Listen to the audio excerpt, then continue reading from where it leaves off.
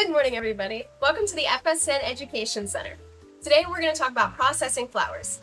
Now, it is the most tedious but most important task that we all know as a florist. So today we're going to work together and we're going to learn how to process these flowers, and we're going to learn a few tips along the way. One of the trickier flowers that we're going to deal with today is hydrangea, as well as ranunculus and tulip. We're going to find some specific ways to help water get through the stem to keep these nice and full.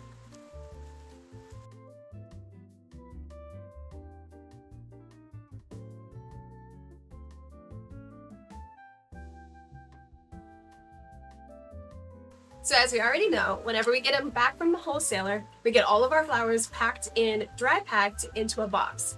So this is all of our flowers laid out after we've unpacked it from the box.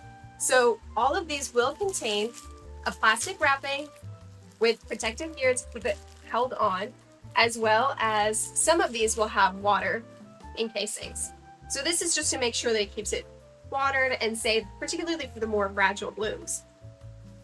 So each of these are packed in a certain way, not only because it's easier from the wholesaler, but also to keep everything straight. It also helps you to keep a good number of exactly what blooms you have and exactly how many bunches of each thing you have. So in order to process each of these, we can't necessarily take these from this to a vase, can we? We have to process them in a different way.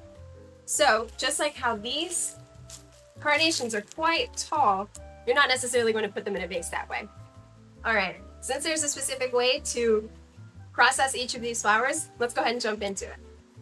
All right, so the first thing that we're going to do is the obvious. We're going to fill our buckets. So the first thing that we like to do is we like to put in a dissolvable flower food that helps along with the process. So we're really only going to put just a little bit in here because we don't fill our buckets all the way up, we just fill them about halfway up. So we're going to go ahead and put that in the bucket. We're going to put this to the side. Now we're going to fill our bucket with some water. We're going to try for some warmer water to help it dissolve. So we'll do that. Perfect.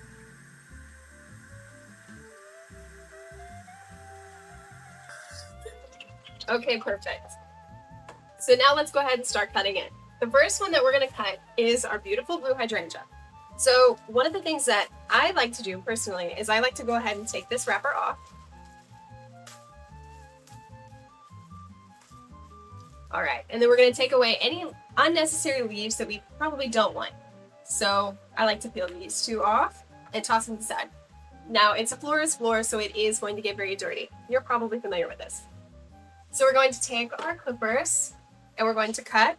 And we're going to cut a little bit above the bag, and we're always going to cut at a diagonal. That's the most important thing that you need to know, because we are going to try and cut it in a specific way so that way the most water possible can reach this. So we're going to go ahead and make a cut, diagonal, and then we're going to cut again into the stem just to make it a nice long cut. So you see we have a big long surface area for the hydrangea to collect a lot of water. So then we're just going to put it in our bucket. All right, now let's try it with some tulips. So we're going to go ahead and take them out of their packaging. And these all come in a bunch, so there will be quite a few. All right, we're going to take them away from their packaging, and I'm going to put these over to the side. And we're just going to handle one for right now. So with tulips, they come with quite a few leaves. So we're going to go ahead and peel some of these outside leaves. These help when the flowers are growing, but they're not necessary for whenever you're designing. So I like to peel the last bottom two leaves off, just like that. Now with tulips, these are more delicate particular flowers. So we're not going to put them in the quick dip, and we're also not going to put them in a bucket with flower food in it just yet. So we're going to go ahead and use this tulip, use our clippers, and we're just going to cut off the unnecessary bottom. Again, we're going to cut it at an angle so that way we can get the most amount of water as possible. And we're going to put it back in our water. All right, now on to ranunculus.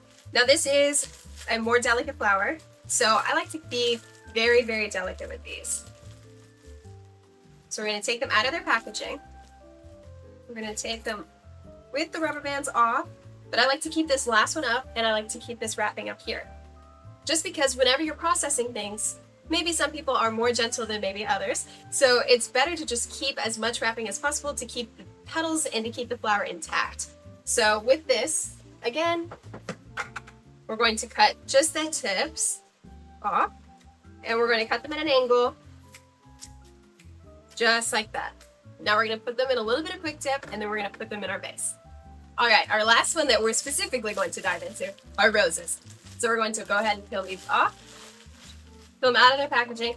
Now roses do come with thorns, as we all know. So with these, we are going to use a knife in particular, but I will show you how in just a second how to do that. So first, we're going to take off the wrapping. Now we're going to just pick a couple from the top. So as you can see, these are all delicately lined in rows in order to keep the flower head intact. So we're going to pick one. All right, these are lovely red freedom roses. Now they're very lovely because of how wide of a petal that they are, and their head, the color is gorgeous. So with these roses, because they have thorns, we are going to be very careful with them, but we are also going to take them off. So firstly, we're going to take off any dead or falling leaves off. We're also going to take off the bottom leaves. I like to leave just the top too because they still leave a nice look. Now we're going to take off the thorns by using our knife. So if you would like to put it towards your abdomen, you can just work it this way. Or many people do it on a table, so they'll just go like this and just go all the way down. All right, so the last thing that I'll show you, with baby's breath, these tiny little blooms come even more open whenever you put them in water.